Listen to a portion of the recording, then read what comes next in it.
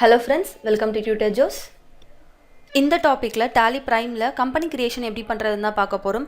ஒரு நியூவா ஒரு கம்பெனி கிரியேட் பண்ணனும் அப்படினா அதுக்கான ஆப்ஷன்ஸ்லாம் என்ன அப்படின்றத தான் பார்க்க போறோம். ஸ்டார்ட் மெனுல போய்ட்டு ஃபர்ஸ்ட் நான் Tally ஓபன் பண்ணிக்கிறேன்.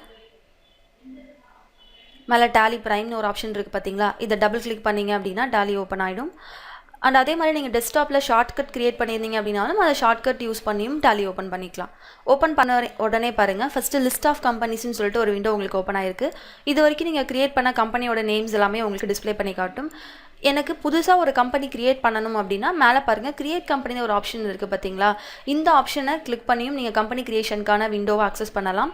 அப்படி இல்ல நான் வந்து ஆல்ரெடி ஒரு கம்பெனி இதுல என்ட்ரி போட்டுட்டு இருக்கேன். அந்த கம்பெனியோட home screen gateway of Tally screen தான் இருக்கு. எனக்கு அங்க இருந்து கம்பெனி கிரியேஷன் விண்டோவை அக்சஸ் பண்ணனும் அப்படினா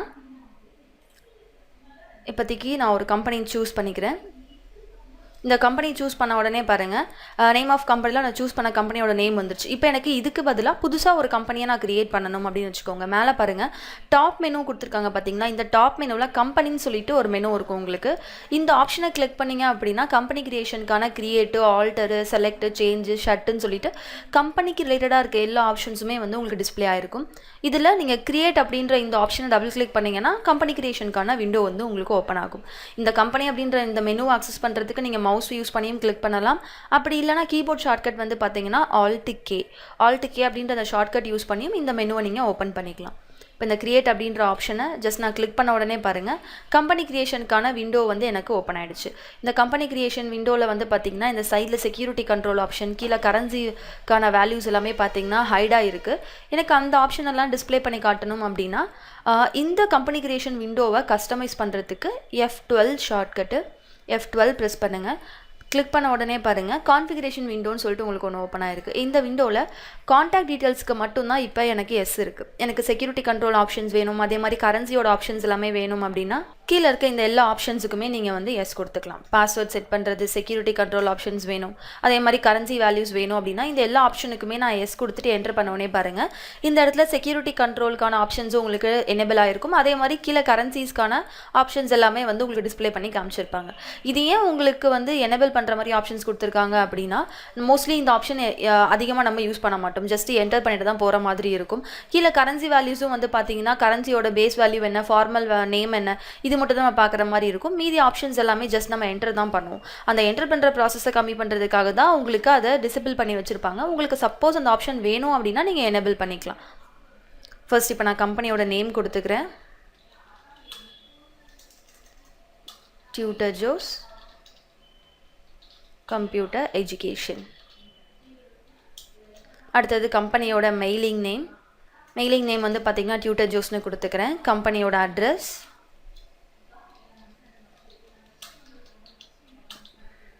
விஜயஸ்ரீ டவர்ஸ்,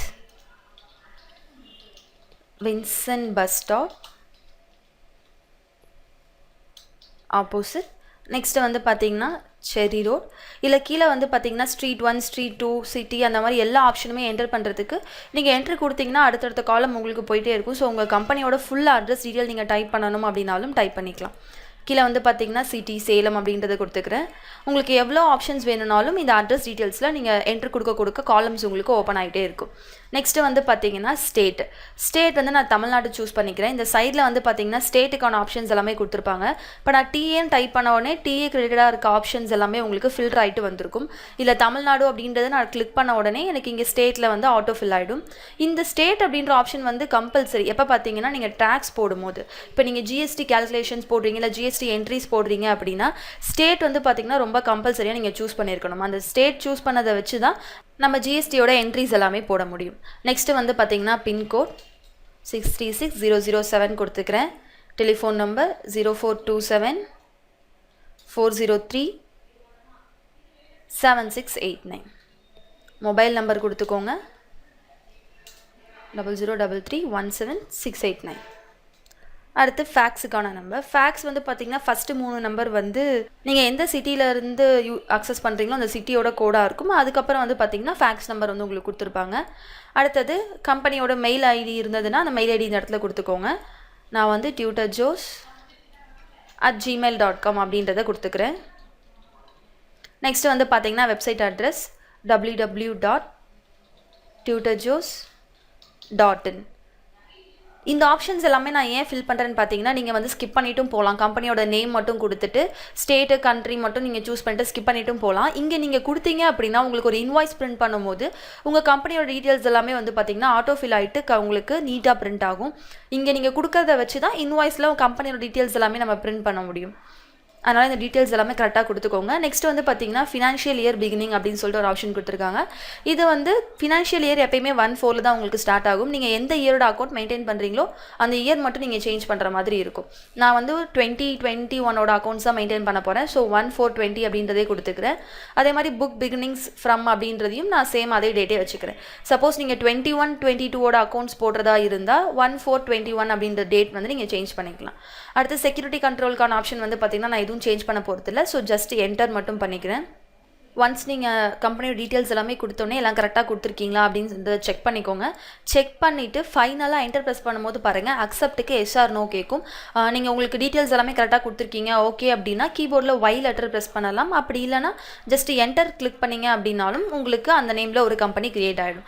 கம்பெனி க்ரியேட் ஆனவுடனே பாருங்கள் கம்பெனிக்கான ஃபீச்சர்ஸ் எனேபிள் பண்ணுறதுக்காக ஒரு விண்டோ வந்து உங்களுக்கு ஓப்பன் ஆகிருக்கும். இதில் நீங்கள் க்ரியேட் பண்ண நேமில் பாருங்கள் டியூட்டர்ஜோஸ் கம்ப்யூட்டர் எஜுகேஷன் சொல்லிட்டு ஒரு கம்பெனி க்ரியேட் ஆகிடுச்சு. இப்போ இந்த கம்பெனிக்கான ஃபீச்சர்ஸில் என்னென்ன ஆப்ஷன்ஸ்லாம் எனக்கு வேணும் வேண்டாம் அப்படின்றத இந்த இடத்துலேயே நான் சொல்லிக்கலாம். ஃபர்ஸ்ட் வந்து பார்த்தீங்கன்னா அக்கௌண்டிங்கான ஆப்ஷன்ஸ் கொடுத்துருக்காங்க, இன்வென்ட்ரி ஆப்ஷன், அதே மாதிரி டேக்ஸுக்கான ஆப்ஷன்ஸ் எல்லாமே வந்து உங்களுக்கு கொடுத்துருக்காங்க. இது எதுக்காக அப்படின்னா இப்போ நம்ம ஒரு சம் நம்ம போட்டுட்டு இருக்கும்போது இப்போ எக்ஸாம்பிளுக்கு நான் ஒரு அக்கௌண்டிங் சம் போட்டுட்ருக்கேன், ஒரு நார்மல் பர்ச்சேஸ் என்ட்ரி நான் போடுறேன் அப்படின்னா அந்த பர்ச்சேஸ் என்ட்ரி நான் போடும்போது எனக்கு சப்ளை டீட்டெயில்ஸு கஸ்டமர் டீட்டெயில்ஸ்னு சொல்லிட்டு உங்களுக்கு நிறைய ஆப்ஷன்ஸ் வந்து கேட்கும். எந்த பிளேஸில் டெலிவரி பண்ண போகிறீங்க, delivery details, mode of delivery அப்படின்னு சொல்லிட்டு நிறைய ஆப்ஷன்ஸ் வந்து உங்களுக்கு கேட்கும். இந்த மாதிரி ஆப்ஷன்ஸ் எல்லாம் எனக்கு வேண்டாம் அப்படின்னா F12 ப்ரெஸ் பண்ணி அதுக்குள்ளே இருக்க ஆப்ஷன்ஸ் எல்லாம் வந்து எஸ் நோ கொடுத்து மாற்றுற மாதிரி இருக்கும். இதில் வந்து நீங்கள் முன்னாடியே உங்களுக்கு எந்தெந்த ஆப்ஷன்ஸ் வேணும் அப்படின்றத செட் பண்ணிவிட்டு அப்புறமா நீங்கள் ஒர்க் பண்ண ஸ்டார்ட் பண்ணலாம். கம்பல்சரி இந்த இடத்துல கொடுத்தாகணுன்ற அவசியம் கிடையாது. நீங்கள் ஸ்கிப் பண்ணிவிட்டு உள்ளே உங்களுக்கு டிரான்சாக்ஷன்ஸ் போடும்போது உங்களுக்கு எந்த இடத்துல ஆப்ஷன் வேணுமோ அப்போவும் நீங்கள் எனேபிள் பண்ணிக்கலாம். இப்போ வந்து ஜஸ்ட் நான் அப்படியே என்டர் மட்டும் பண்ணிக்கிறேன்.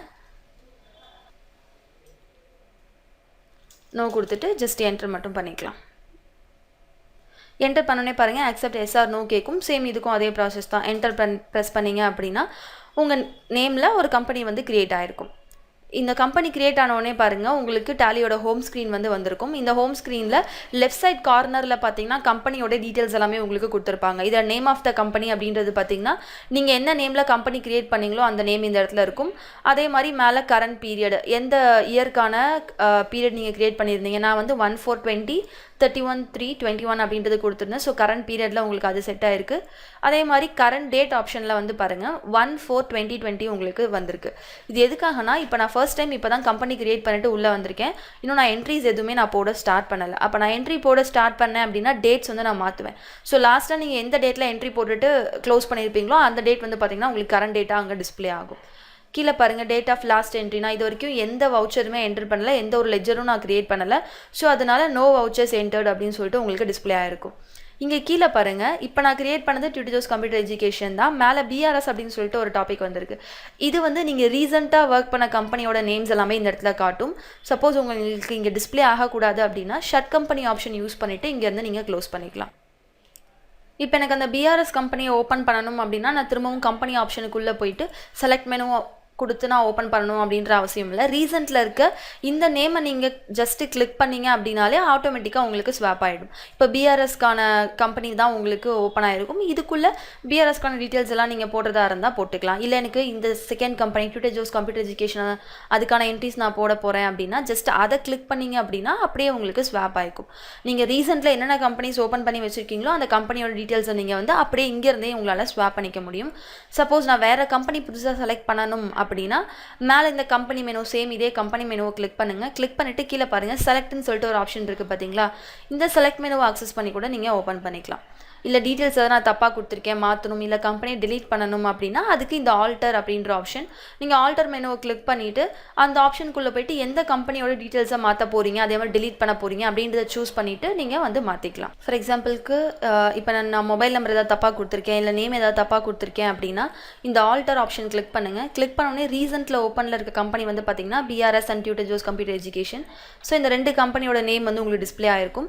எந்த கம்பெனியை நீங்கள் சேஞ்ச் பண்ண போகிறீங்களோ, அதாவது ஆல்டர் பண்ண போகிறீங்களோ அதை ஜஸ்ட்டு கிளிக் பண்ணிங்க அப்படின்னா அந்த கம்பெனி கிரியேஷன் விண்டோ வந்து ஓப்பன் ஆகும். இதில் நீங்கள் ஏதாவது ஆல்டர் பண்ணுறதுனாலும் ஆல்டர் பண்ணிவிட்டு என்டர் பண்ணிக்கலாம். அப்படி இல்லைனா நான் எனக்கு கம்பெனியே இந்த நேமில் ஒரு கம்பெனியே எனக்கு வேண்டாம் delete பண்ண போகிறேன் அப்படின்னா நீங்கள் கீபோர்ட் ஷார்ட்கட் Alt+D ப்ரெஸ் பண்ணியும் நீங்கள் delete பண்ணிக்கலாம். இந்த டாப்பிக்கில் வந்து பார்த்திங்கன்னா ஒரு புதுசாக ஒரு கம்பெனி எப்படி க்ரியேட் பண்ணுறது அண்ட் அதே மாதிரி கம்பெனி டீட்டெயில்ஸாக ஆல்டர் பண்ணணும் அப்படின்னா அதுக்கான ஆப்ஷன்ஸு, நெக்ஸ்ட்டு ஒரு கம்பெனியை delete பண்ணுறதுக்கான ஆப்ஷன்ஸ் என்ன அப்படின்றது எல்லாமே பார்த்துருந்தோம். நெக்ஸ்ட் டாப்பிக்கில் வந்து மாஸ்டர்ஸ் எப்படி க்ரியேட் பண்ணுறது அப்படின்ற ஆப்ஷன்ஸை பார்க்கலாம். டேலி ப்ரைமோட கண்டினியூஸ் அப்டேட்ஸுக்கு நம்ம சேனலை மறக்காமல் சப்ஸ்கிரைப் பண்ணிக்கோங்க. பக்கத்தில் இருக்க பெல் ஐக்கானையும் ப்ரெஸ் பண்ணிக்கோங்க. Thank you friends.